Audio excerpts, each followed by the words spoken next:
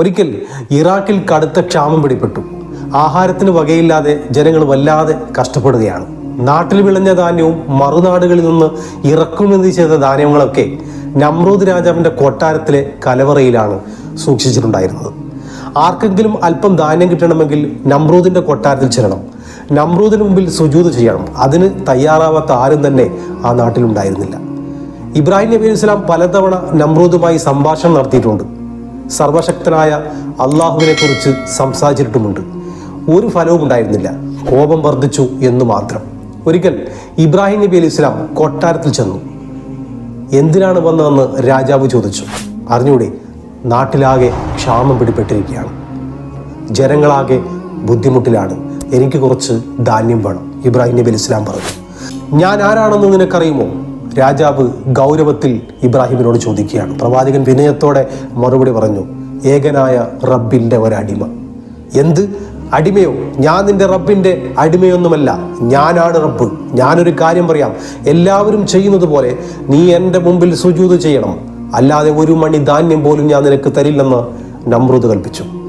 ഏകനായ റബ്ബിൻ്റെ മുമ്പിൽ മാത്രമേ ഞാൻ സുജൂദ് ചെയ്യുകയുള്ളൂ, മനുഷ്യൻ്റെ മുമ്പിൽ ഞാൻ സുജൂദ് ചെയ്യില്ലെന്ന് പ്രവാചകൻ തിരിച്ചടിച്ചു. പറ, ആരാണ് നിന്റെ റബ്ബ്? അപ്പോൾ പ്രവാചകൻ മറുപടി പറയുകയാണ്, ജീവിപ്പിക്കുകയും മരിപ്പിക്കുകയും ചെയ്യുന്ന അള്ളാഹുവാണ് എൻ്റെ റബ്ബ്. ജീവിപ്പിക്കുകയും മരിപ്പിക്കുകയും ചെയ്യാൻ എനിക്കും കഴിയും, നോക്കിക്കോ.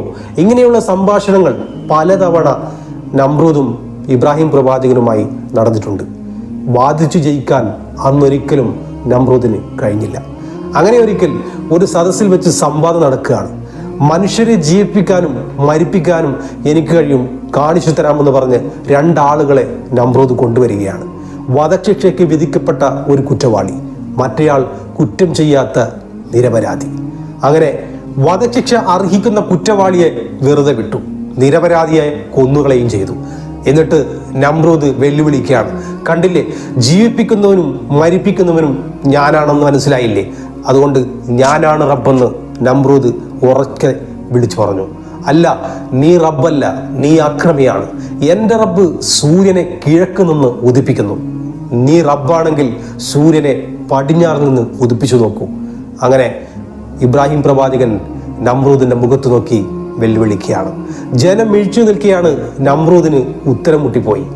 സൂര്യാരാധകന്മാർ നിറഞ്ഞ ഒരു സദസ്സിൽ വെച്ച് ഇബ്രാഹിം പ്രവാചകൻ പ്രഖ്യാപിച്ചു, സൂര്യനെ ദേവതയാക്കി ആരാധിക്കുന്ന സമൂഹമേ, ഒരു കാര്യം ഓർത്തുകൊള്ളുക, സൂര്യൻ ചലിക്കുന്നത് അള്ളാഹുവിൻ്റെ കൽപ്പനയനുസരിച്ചാണ്.